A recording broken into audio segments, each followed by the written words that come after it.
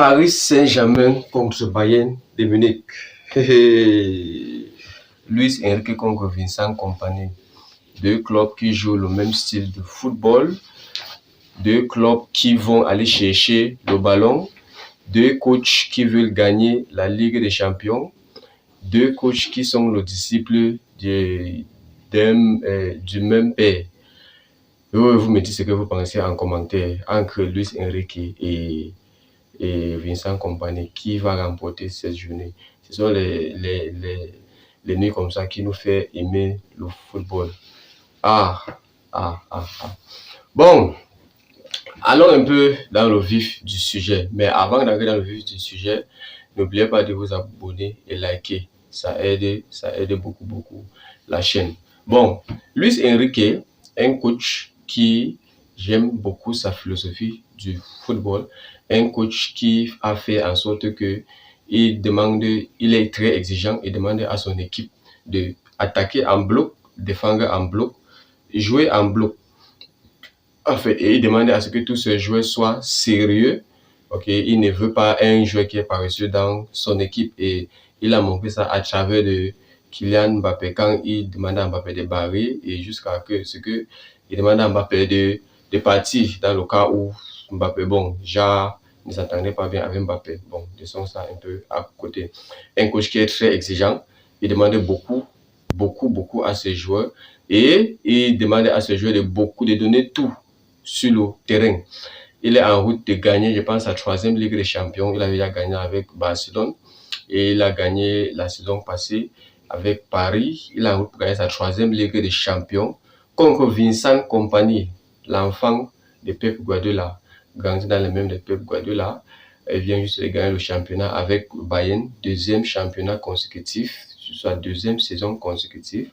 Un coach aussi qui est très exigeant, évidemment. Tout élève de Pep Guardiola ressemble à Pep Guardiola, très exigeant. Sa philosophie est simple. Tout le monde attaque et tout le monde défend. Mais maintenant, puisque les deux clubs vont vouloir attaquer et défendre ensemble, ce match va se gagner sur quoi? C'est un match qui va se gagner au milieu de terrain. Parce que la personne qui va gagner la bataille du milieu de terrain, c'est lui qui remportera ce match. Maintenant, quand il parle du milieu de terrain, voyons un peu le milieu de terrain dont je parle. À Paris Saint-Germain, il y a Vitinha qui vient de sortir de blessure, parce que je pense qu'il va jouer parce qu'il était blessé. Mais j'ai vu son nom sur la feuille des matchs. Je pense qu'on n'a pas voulu courir le risque avec lui. Ils ont joué contre qui le week-end là, ils ont gagné. Je pense que Vitinha va jouer. Donc il y a Vitinha, João Neves et Fabien Ruiz aussi qui est revenu. Donc, et les trois là, ils ressemblent un peu à Sergio Busquets, Xavi Hernandez et Andrés Iniesta à l'époque de Barcelone. Ces milieux de terrain ils ont dominé le monde entier et l'Europe pendant beaucoup de temps. Ils étaient même en route pour gagner le quintuplé. Et c'est seulement Chelsea qui les a empêchés de gagner ces quintuplés contre le milieu de terrain de Bayern qui compte Joshua Kimmich, Pavlovic, et malheureusement il n'y aura pas Serge Gnabry qui est blessé, qui manquera la Coupe du Monde. Dommage, désolé pour lui. Récemment, il y a beaucoup de joueurs qui se sont blessés. Il y a fait près de 10 joueurs qui sont blessés en l'espace d'une semaine auquel Havertz s'est blessé et Gnabry et Havertz jouent dans l'équipe d'Allemagne. Bref, c'est pas de ça qu'on parle. Donc, il y a Kimmich, Pavlovic, et je pense qu'ils vont jouer avec Jamel Musiala. Selon mon analyse, ça serait deux équipes qui vont d'abord vouloir presser. Et puisque les deux vont vouloir presser, c'est maintenant ceux qui vont presser et faire moins d'erreurs qui remportera ce match. Parce que ça va se jouer dur, corps à corps. Ça serait vraiment dur. Maintenant, un autre facteur qui peut aussi favoriser une personne, c'est les gardiens respectifs. Le gardien de Paris Saint-Germain actuellement, c'est Savonov. C'est Savonov qui est gardien actuellement à Paris. Et je peux témoigner que c'est un monsieur, il est très il est trop serein, quoi. Il est serein et très concentré. Malheureusement, Lucas Chevalier a un peu perdu sa place dû au nombre de buts qu'il encaissait, et je pense que c'est normal, il doit juste apprendre. C'est un grand gardien et c'est un futur grand gardien, futur gardien de l'équipe de France. Donc, il va apprendre. Mais contrairement à Savonov, il est très calme, très attentif. Il fait les beaux sauvetages. Les quelques matchs que j'ai eu à regarder de lui, où il a joué, je peux vous témoigner qu'il est très, très, très attentif. Mais maintenant, Bayern, de son côté, ils ont Manuel Neuer, 40 ans, l'un des meilleurs gardiens de tout le temps, l'un des gardiens qui normalement méritait le ballon d'or. Mais Manuel Neuer a un problème donc. Dans ce match, il va jouer contre les attaquants qui font moins des erreurs. Je parle de Ousmane Dembélé, Désiré Doué et Khvicha Kvaratskhelia. Rappelez-vous que le match contre le Real de Madrid, j'ai dit, le match aller, que Bayern a tapé le Real de Madrid.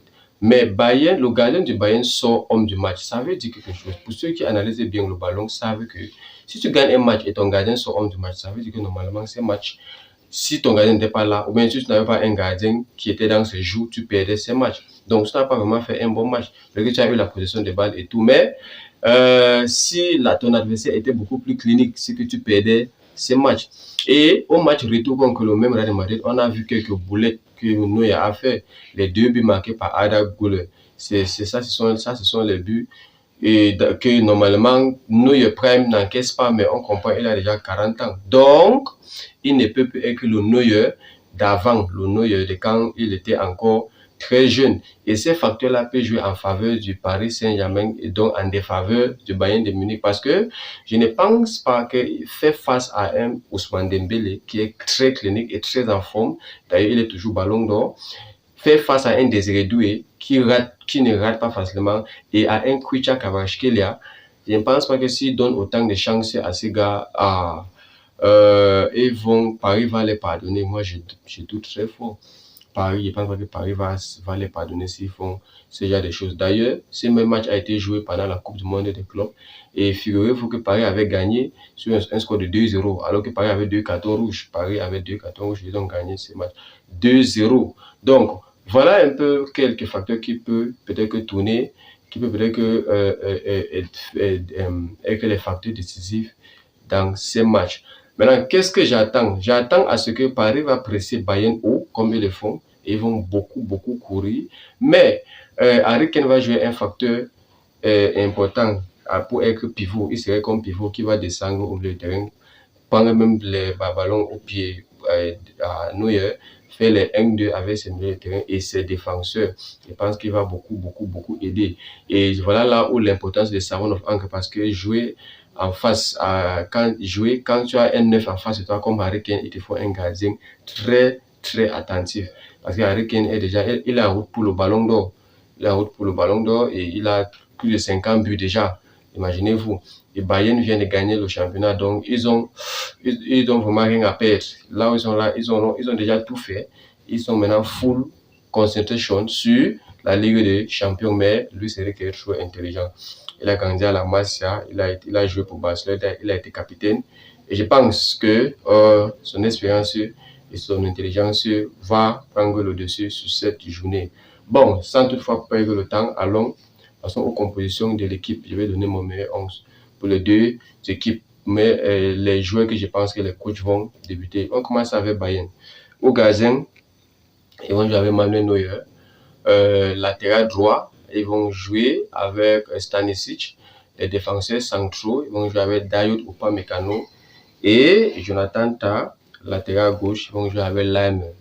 Au milieu de terrain, ils vont jouer avec Kimmich en 6, Pavlovic en 8. Serge Gnabry est blessé, donc je pense qu'ils vont commencer avec Musiala. J'ai un peu peur, je ne pense pas que Lennart Kall peut débuter ce genre de match, c'est un peu trop gros pour lui. Donc Musiala va jouer, peut-être que Lennart Kall entre après, puisque Musiala lui-même n'est pas encore à 100%, il sort de beaucoup de temps de blessure. Ailier droit, Michael Olise évidemment. Ailier gauche, Luis Diaz et numéro 9, Harry Kane. Du côté de Paris Saint-Germain, gardien, ils vont jouer avec Savonov dans les goals. Latéral droit, ils vont jouer avec Hakimi. Défenseurs centraux, ils vont jouer avec Pacho et Marquinhos. Oui. Latéral gauche, ils vont jouer avec Nuno Mendes. Au milieu de terrain, ils vont jouer avec Vitinha en 6. ils vont jouer avec Vitinha, Fabien Ruiz et João Neves. Je pense que ça serait l'équipe type. Je pense même que c'est ce que Enrique a toujours voulu que ça soit. Ailier droit, ils vont jouer avec Désiré Doué. Ailier gauche, ils vont jouer avec Kwicha Kvaratskhelia. Et numéro 9, ils vont jouer avec Ousmane Dembélé. Pronostic pour ces matchs, ça va se jouer au Parc des Princes. Et la pression et la chaleur dont les supporters parisiens vont mettre dans ces matchs. Les fumées, les rouges et bleus partout, ça ne serait pas évident pour les joueurs du Bayern. Donc, avec tout ça, moi, je vois un Paris Saint-Germain s'en sortir. Peut-être que pas avec beaucoup de buts, mais je vois un Paris Saint-Germain s'en sortir dans ces matchs. Vous me dites ce que vous pensez, vous me dites vos scores, vos pronostics en commentaire. On arrive à la fin de nos avant-match Paris Saint-Germain-Bayern. N'oubliez pas de vous abonner, liker et commenter. On se voit dans une prochaine vidéo. Peace.